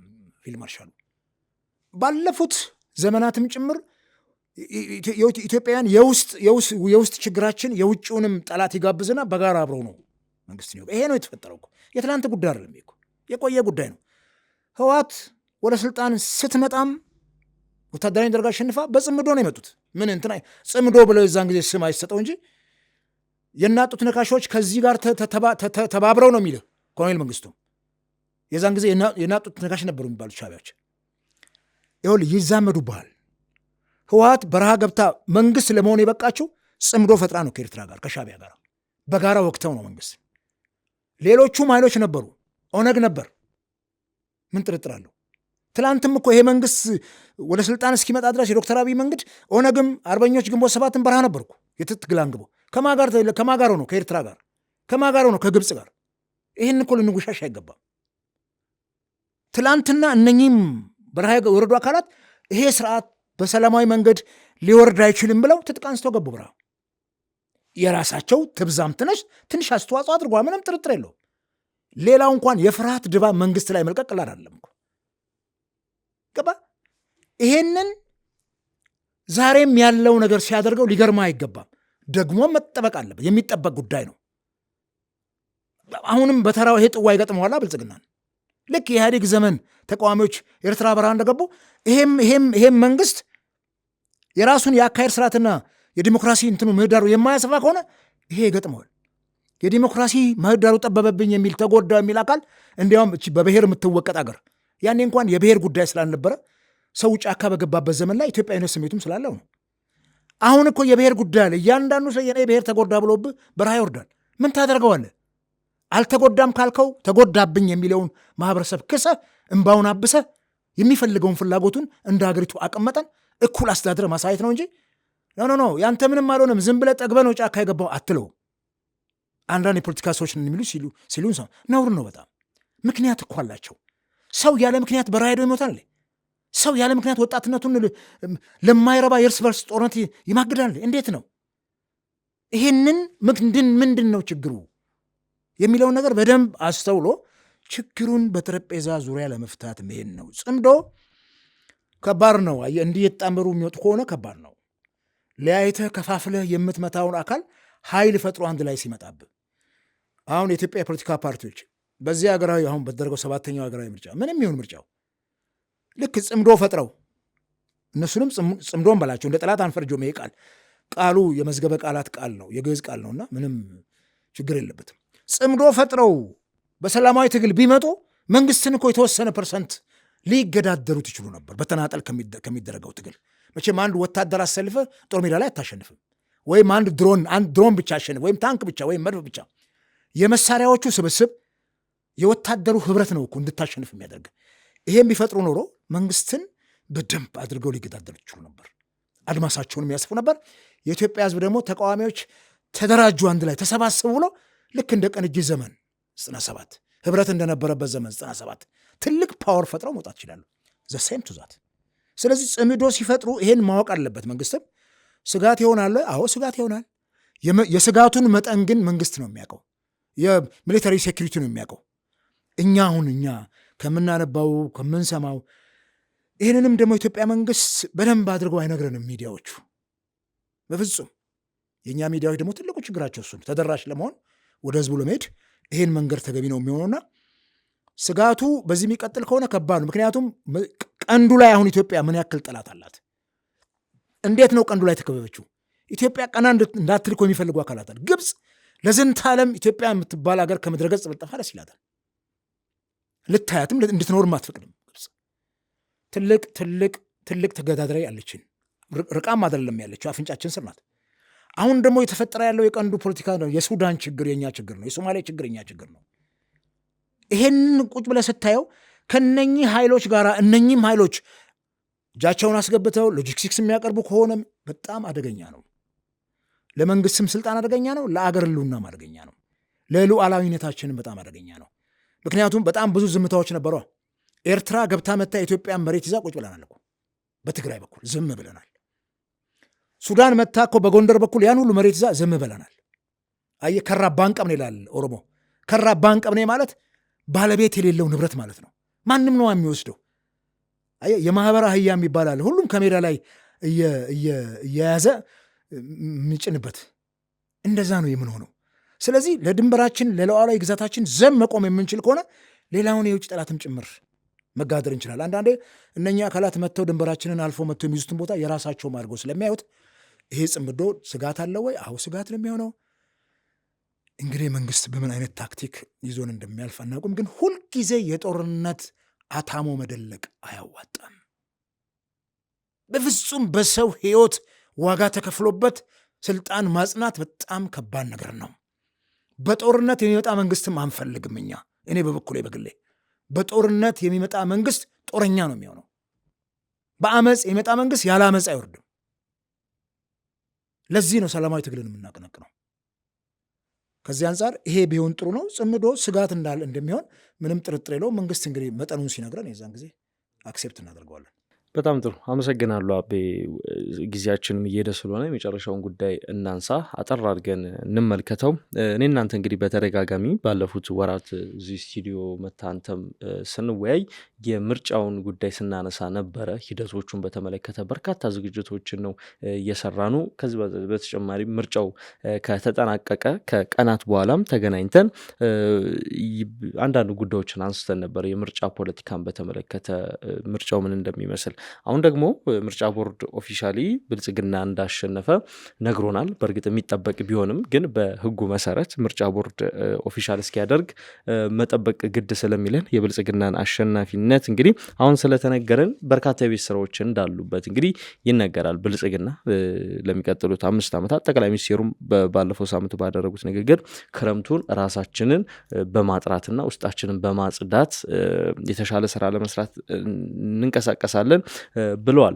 በአፍሪካ ቀንድ ትንታኔን በመስጠት የሚታወቁት ካሜረን ሃድሰን ደግሞ ከሰሞኑ አንድ በሰጡት ቃለ መጠይቅ ከምርጫው በኋላ እንግዲህ የሚቀጥሉት 4 እና 5 ወራት ለኢትዮጵያ እጅግ ወሳኝ ናቸው የሚል ነገር አንስቷል እና ከድህረ ምርጫው በኋላ የብልጽግናን የቤት ስራና ያሉትን ሁኔታዎች እንቃኛቸው። አቤ ብዙ አንልም እዚህ ላይ ባጭሩ፣ ምክንያቱም እጅ አለን እጅ ብቻ እግር አለንም። ስለ ምርጫ ደጋግሞ ማንሳት በተበላ ቁብ ላይ እጣ ይደርሰኛል ብሎ መጠበቅ ነው የሚሆነውና ምርጫው ቅድመ ምርጫውም ችግር ነበረበት፣ ምንም ጥርጥር የለውም። ብዙ ጊዜ ቅድመ ምርጫው የሚታየው ችግር ደግሞ እስከ ድህረ ምርጫ ሊዘል ይችላል። በምርጫ ወቅትም ሊፈጠር ይችላል። ቅድመ ምርጫው በምንም ይሁን በምን ታለፈሽ፣ በምንም ስፔሻሊ አማራ ክልል ላይ ያለው ውዝግብ ቀላል አልነበረም። ሌላ ገለልተኛ ኃይል ያጠና ይሆናል ምናልባት ወደፊት። ድህረ ምርጫ ግን ኢትዮጵያ ውስጥ ከ97 ላይ ከታየው ቀውስ ውጭ ቀውስ ታይቶ አያውቅም። ምክንያቱም ምርጫ የሚለውም ቋንቋ አጓጊ ስላልነበረ፣ ዘንድሮም የሆነው ያው ነው። ምናልባት እኔም እንደ ጠቅላይ ሚኒስትሩ ተንብይ፣ እሳቸው እንኳን ተንብዮ አይደለም ስላረጋገጡ ነው። እዚህ ደብረ ዘይት ወይም ቢሾፍቱ አካባቢ የተጀመረውን አዲሱን ኤርፖርታችንን ለመጎብኘት በሄዱ ሰዓት ያደረጉትን ንግግር ታስታውሳለህ። በ8ኛው አገራዊ ምርጫ ይህን ኤርፖርት ካላጠናቀን አትምረጡን ብለው ነው ያሉት። የዛን ጊዜ እኮ ምርጫ ቦርድ ውጤቱን አልገለጸም። እና እንግዲህ እጃቸው ላይ እንዳለ ስለሚያውቁ ስልጣኑን እሳቸው ከወዲሁ ለ8ኛው ምርጫ አማተሩ። አየህ፣ ህዝቡም እዚህ በቃ ብልጽግና የተመረጠው ለሳ ደግሞ አሁን ቀብድ ሰጡ። ቀብድ ሰጥተው እዛ መድረክ ላይ ወረዱ ለህዝብ። ጥሩ ነው። እንዲህ አይነት ብልጠቶችም ደስ ይሉኛል። አንዳንድ ጊዜ አሻግረታ ያለ እኔ በዚህ ምርጫ ከምርጫ በኋላ አፍሪካን ጆርናል ነው የወጣው አይደል? እንትን ካሜረን ሃድሰን ቢቢሲ ላይ የተናገረው ከምርጫ በኋላ ያኔ የለመድነው እኛ በምርጫ ማግስት ነው እንግዲህ 97 ላይ እሷ ናት እኮ የኛ ትሬንድ። አመፅም ተነሳ ጥሩ ምርጫ የምትደረገው ያቺ ናት። ድህረ ምርጫ የሚነሳ አመፅ የዛን ጊዜ ያየን 100 ምናምን ወጣቶች በከንቱ ደማቸው ፈሳ ህይወታቸው አለፈ በየአስፓልቱ። ያቺ አስበርጋናለች። ሁልጊዜ እሷን ነው የኢትዮጵያ ህዝብ የሚያነሳው። ከዛ በኋላ ግን አሁን እንደዚህ ፈልቶ የሚወጣ ነገር ላይኖር ይችላል። ተጭበረበረ ምርጫው ምናምን፣ ምርጫው ቀድሞ ያለቀ መሆኑ ስለተነገረን ጠቅላይ ሚኒስትሩም በፓርላማ የሚቀጥለው ፓርላማ ዥንጉርጉር ነው የሚሆነው፣ እንደዚህ አይሆንም፣ ተቃዋሚዎች ይገባሉ ይሰገሰጋሉ እና የተለያየ ሀሳብ የምናይበት ይሆናል ሲሉ የእሳቸው መንግስት እንደጸና የዛን ጊዜም ነግረውናል። እሱንም ደግሞ ቃል በቃል የገቡትን ቃል የእምነት ዕዳ በሚለው ፕሪንሲፕል ቃል የገቡትን ነገር አድርገዋል። በምርጫ ሳይሆን በምደባ ገብተዋል። እኔ በዚህ ምርጫ በጣም ከሚያስደንቀኝ፣ ሊያኮርፉኝ ይችላሉ የዛ ፓርቲ አመራር፣ ፓርቲም አይደለም ሲጀመር፣ መድረክ የሚባል ፓርቲ 2005-6 አካባቢ እኔም አንድነት ፓርቲ ውስጥ እያለው የተመሰረትም ቅንጅት ነው። ፕሮፌሰር በየነ ጴጥሮስ ነፍሳቸውን ይማረና ለረዥም ዓመት መርተውታል። ፕሮፌሰር መራራም ለረዥም ጊዜ መርተውታል። አሁን የትግራይ አንድ ፓርቲ ነው መሪ የመራው ያለው። የፓርቲዎች ስብስብ ነው። መድረክ ላይ ኦፌኮም አለ፣ ፕሮፌሰር በየነ የሚመሩትን ፓርቲ አለ። እነኚህ ናቸው ሰብሰብ፣ ሌሎቹ ወጥተዋል። የአረና ትግራይ ልጅ ነው፣ አረና ትግራይም አለ፣ እነሱ ናቸው። ይሄ እንደ ፓርቲ ታይቶ ተወዳድሮ 3 መቀመጫ ተሰጥቶታል። አልቀሰቀሰ፣ ማይክሮፎን ይዞ አልጮኸ በየሜዳው እንደሌላው ፓርቲ። ምርጫ ክርክር ላይ አልታየ፣ የለም እኮ ግን 3 ይሄ ጠበል አለ አይደል የምትረጨው፣ ቄሱ ጸበል ሲረጩ ቤት ውስጥ ሁሉም ነገር ላይ ነው የሚያርፈውና መንካት አለበት። ድሮፕሌት የሆነ ወተር የሆነ ቦታ ላይ ማረፍ አለበት። እንዲሆኑ አለፈ። በዚህ ምርጫ እንግዲህ ምናልባት አመፅ ቢጠሩ ተቃዋሚ ፓርቲዎች ናቸው። ሌላውም ዓለም ላይ እንደምናየው ኬንያ ጎረቤታችን ብዙ ጊዜ ራውላ ኦዲንጋ ነበሩ የሚጠሩት አመፅ፣ የእሳቸው ፓርቲ በጣም ብዙ ሰው የሞተበትን በአንድ ወቅት ምርጫው ተጨበርብረዋል ብለው እነዚህ አካላት ናቸው የሚያነሱት። ሌላውም ዓለም ላይ አፍሪካ ሀገር ውስጥም ተወዳዳሪ የሆኑ ፓርቲዎች ናቸው የሚያነሱት። እኛ ሀገር ላይ አመፅ ከምርጫ ማግስት እንዲቀሰቀስ ማንም አይፈልግም። በፍጹም እንደ አመፅ አስቀያሚ ነገር የለም። ከጦርነት የማይተናነስ ነው። እሱ ደግሞ ግን ስጋታቸውን የሚገልጹት የዓለማችን የፖለቲካ ተንታኞች የቀንዱን የእያንዳንዱን አገር እንትን ይመዝኑት ካለው ውስጣዊ ተጨባጭ ሁኔታ ጋር አያይዘው ችግሩን ይገልጹታል። አሁን የምርጫው መጭበርበር ወይም ተጨበረበረ የሚለው ቋንቋ አይደለም። እሱን አንጠብቅም። ማን የትኛው አካል ተጽዕኖ የሚፈጥር አካል ነበርና ነው ምርጫው ተጨበረበረ የምትለው? የትኛው አካል? ከዚህ ከአዲስ አበባ መውጣት ያልቻሉ ፓርቲዎች ለመቀስቀስ እንኳን አቅም የሌላቸው ኢኮኖሚካሊም በሰው ኃይል በተጽዕኖ ስር የሚያድጉ ይሄ ቀንጨራ የሆኑ ፓርቲዎች ምንድን ነው የሚባለው? ኳሻከር ነው የሚባለው። ይሄ ላክ ኦፍ ቫይታሚን ዲ ምናምን ነው። ቅጭጭ ያለ አካል ነው የፈጠሩት። ምክንያቱም ወጥተው ፀሐይ መሞቅ አልቻሉማ። ወደ ሌላ ክልል ሄደው ፀሐይ መሞቅ ያልቻሉ ፓርቲዎች እኮ ናቸው። እዚሁ አዲስ አበባ አካባቢ ውርውር ሲሉ ኳሻከር የያዛቸው ፓርቲዎች በምን መመዘኛ ነው ይህንን ኃይል ተጋድረው መንግስትን ተጋድረው ማሸነፍ የሚችሉት? እንደ ጠበል ተሰጥቷቸዋል። ያው ፓርላማ ነው፣ ፓርላማን መረቅ ነው ብለው በመረቅ መብላት ነው ፓርላማ መግባት። ስልጣን ሲያዝ ግን ዋናውን አጥንቱን ስጋውን ታገኘዋለህ፣ ከመረቁ ጋር አብረህ ትበለዋለህ። እቺ ተሰጥቷል። እንግዲህ ኢትዮጵያን ፖለቲካን በዚህ ሁኔታ ውስጥ መቀየር የሚያስችል ከሆነ እሰየው፣ እንሞክረው በመደመር እንትን ውስጥ። ከዚህ በዘለለ ግን ውጪዎች ወይም ምሁራኑ ወይም እነኚህ የፖለቲካ ተንታኞች የሚመዝኑ መዛኞች የሚነግሩን ነገር እነሱ የደረሱበት የጥናት ውጤት አለ። ሁልጊዜ የሪሰርች ሰዎች ናቸው እነሱ። ጥናት አድርገው ነው፣ ዝም ብለው ተነስተው አይደለም። ጆርናሎችም የሚጽፉት ዝም ብለው ተነስተው አይደለም፣ ጥናት አድርገው ነው። ኦልሞስት 70-80% የሚተማመኑበትን ነገር ነው የሚያወጡት። እና ይሄን እንግዲህ ያሉበት ምክንያት ይኖራቸዋል። ምክንያቱም ከጦርነቱም በኋላ ኢትዮጵያ ከግጭት አዙሪት አልወጣችም፣ ከእርስ በርስ ጦርነትና ውጊያ አልወጣንም። ምርጫው እንደሚያድነው ነገር ነበር የተነገረው። ምርጫው ከዚህ ጦርነት የሚያወጣን ከሆነ ወተን እናየዋለን እላለሁ። ደስ ነው የሚለን። እንደው ምርጫውን አለማድረጋችን ነው የጦርነቱ ትልቁ ምክንያት። ይሄ ምርጫ ነው ፋኖን ጫካ ያስገባው፣ የምርጫ ጉዳይ ነው ኦላን ጫካ ያስገባው። ተመልሶ የምርጫ ጉዳይ ሌላ ታጣቂ ኃይል ከዛ በኋላ የተፈጠረው የምርጫ ጉዳይ ነው። ሌላ በየቦታ የታጠቁ ኃይሎች ህዝብ እያገቱ እየወሰዱ ከፍተኛ ገንዘብ እየጠየቁ የሚያጉላሉትና የሚገሉት የምርጫ ጉዳይ ነው። ሪሊ ይሄን ያክል ለምርጫው ኢትዮጵያ ሴንሲቲቭ ሆኖ ነው? እሱ ከሆነ እኔ ምርጫው ተደርጓል። ይሄ ከሆነ አንድ ሚዲያ ላይም ተናገሩ። ይሄ ከሆነ በየ5 ዓመቱ አይደለም በየ1 ዓመቱ ምርጫ ያደረግን ተመርጫ ያለውን አካል 1000 ዓመት ንገስ እያልን ነው መርቀዋለን በየዓመቱና ይሄ አይደለም ዋናው ችግራችን፣ የውስጥ ችግራችንን መፍታት ነው። ቅድም እንዳልኩና ምርጫ አመፅ ሊያስነሳ ይችላል፣ ሊቀሰቀስ ይችላል፣ ምንም ጥርጥር የለውም። ፓርቲዎችም ያገኙትን ነገር ተጠቅመው እኔ ከዚህ በኋላ መቼም ጠንካራ የፖለቲካ እንትን እናያለን ብዬ አልገምትም። እግዚአብሔር የዛ ሰው ይበለን።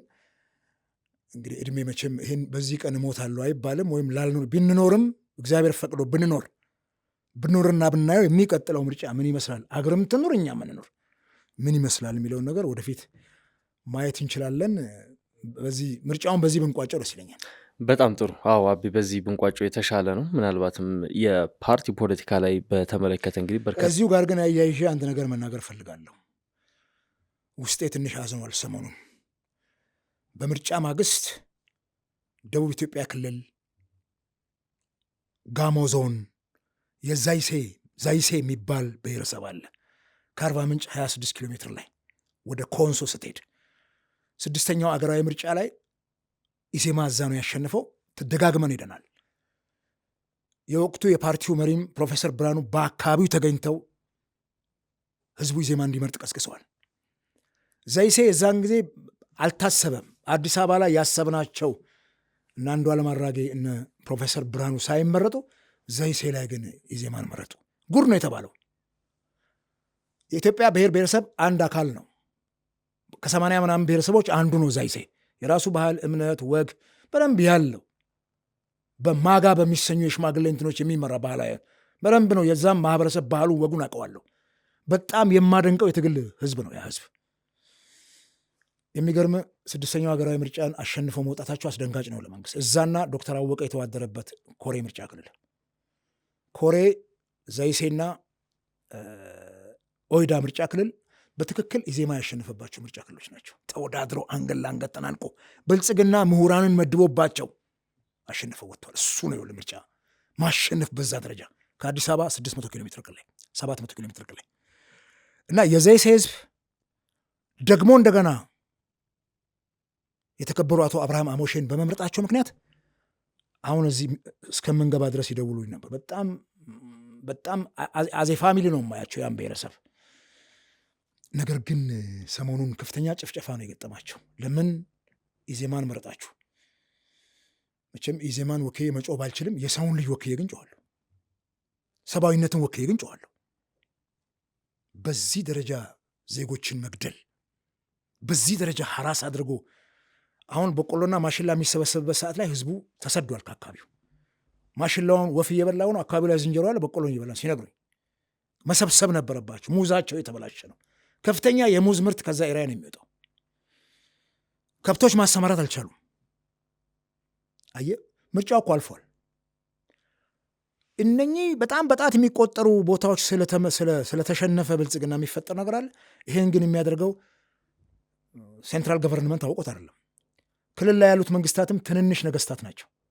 ዞን ላይ ያሉትም ወረዳ ላይ ያሉትም ትንንሽ ነገስታት በቃ ተደፈርን፣ ህዝቡን እየነገርን ነው፣ እኛን ሳይመርጥቀው ተደፈርን በሚል ያንን የዘይሴ ማህበረሰብ ኢኖሰንት የሆነ ህዝብ ለምን ትገላለህ? ለምን ታንገላታለህ? በእውነት በጣም ነው የማዝነው። ያን ለዛ ህዝብ ኢዜማ ውስጥም እያለው የማልወደደው አንዱም በፓርቲው አመራሮች ሁሌ ስለምጮህ ነው ለዛ ህዝብ ሁሌ የማዝነው። ይሄን የምልህ ምንድን ነው፣ አሁን ምርጫው አልፏል። የተሸነፉትም አምነው የተለቀቀላቸው ለምን አመፅ አልተነሳም? በተለቀበት ቦታ ላይ ታውቆ ነው ይሰጣቸዋል። ዳውሮ ዞን ላይ ሳምንት ሲቀረው የተቀየረ ሰው አውቃለሁ። ዳውሮ ዞን ላይ በደንብ ያን ኤሪያም ስለማውቀው ቦሳሎሜ የሚባል አንድ ምርጫ ክልል አለ፣ ተለቋል። እዛ እንዴት ሆኖ በሳምንት ውስጥ ሽፍት እንደተደረገ አውቃለሁ። ይሄ ቦታ ግን ኦልሞስት የፈለገውን ህዝቡ መርጧል። ይሄ የዲሞክራሲ ጭላንጭል ማሳያ ነው። ለብልጽግናም ጥሩ እኮ ነው፣ ራሱን የሚያህል የህዝቡን ስሜት ያህል። በዚህ ደረጃ ግን የዛይሴን ማህበረሰብ መጉዳቱ ተገቢ ስለማይሆን በዚህ አጋጣሚ መቼም የመንግስታችን ሰዎች ሀጤሬራ ነው የሚባለው ድሮ ዩኒቨርሲቲም ስንማርኛ የሚዲያ እንትን ዳሰሳ አድርገው ይነግሯቸዋል፣ እነሱም ይሰማሉ። ሶሻል ሚዲያውም አለ። እኔ እናንተ እዚህ የምንጫጫ አሁን ቲክቶኩም የቆራረጠ ወስዶ ያደርሰዋል። ቴክኖሎጂ ዘመን ነው እና እንደው ባካችሁ ህዝብ ሰው አትግደሉ በዚህ ምርጫ ምክንያት። በቃ ብልጽግና 90% አሸንፌያለሁ ብሏል። እኔ አሸንፏል አላለም፣ አሸንፌያለሁ ብሏል። ምርጫ ቦርድም ይሄንን አረጋግጦለታል፣ ኮንፊርም አድርጓልና በቃ አሁን ህዝብ ተውት፣ ይሄን ህዝብ የሚለው ነገር መልእክት ማስተላለፍ ፈልጋለሁ። እኔም መግቢያ ላይ ላነሳለ ነበር፣ ሌሎች ጉዳዮችን ሳነሳ ዘንግቸው ነው። እዛ አካባቢ የተፈጠረው ነገር እንግዲህ በጣም እያሳዝናል። ተጨማሪ ማጣራቶችን አድርገን እኛም ሽፋን የምንሰጠው ይሆናል። በርካታ ጉዳዮችን ዳሰናል። አቤ ለነበረን ቆይታ እጅግ አድርጌ አመሰግናለሁ። እኔም እጅግ በጣም አመሰግናለሁ። ተወደዳችሁ ተመልካቾቻችን እንግዲህ የዛሬው ዝግጅታችን ይህን ይመስል ነበር። አብራችሁን ስለቆያችሁን አመሰግናለን። መልካም ቆይታ።